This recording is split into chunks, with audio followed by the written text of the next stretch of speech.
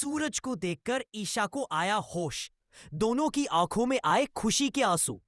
सूरज को यह खबर मिलती है कि उसके पापा और ईशा की जान खतरे में है। वह बिना एक पल गंवाए मंडप छोड़कर सीधा अस्पताल की ओर भागता है।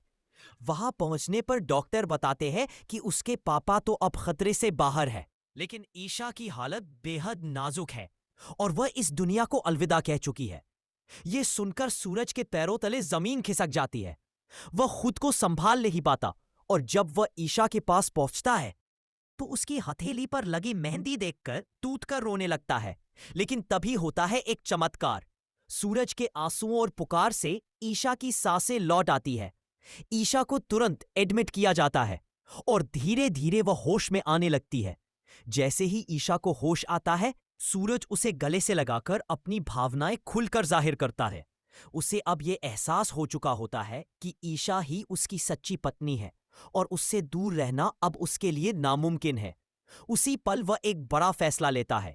वह ईशा को अब कभी अकेला नहीं छोड़ेगा। सबके सामने सूरज ईशा की मांग में सिंदूर भरता है और उसे अपनी पत्नी का दर्जा दे देता है। सूरज को देखकर ईशा को आया होश। दोनों की आंखों में आए खुशी के आंसू। सूरज को यह खबर मिलती है कि उसके पापा और ईशा की जान खतरे में है। वह बिना एक पल गंवाए मंडप छोड़कर सीधा अस्पताल की ओर भागता है। वहां पहुंचने पर डॉक्टर बताते हैं कि उसके पापा तो अब खतरे से बाहर है, लेकिन ईशा की हालत बेहद नाजुक है और वह इस दुनिया को अलविदा कह चुकी है। यह सुनकर सूरज के पैरों तले जमीन खिसक जाती है। वह खुद को संभाल नहीं पाता और जब वह ईशा के पास पहुंचता है तो उसकी हथेली पर लगी मेहंदी देखकर टूट कर रोने लगता है। लेकिन तभी होता है एक चमत्कार। सूरज के आंसुओं और पुकार से ईशा की सांसें लौट आती है।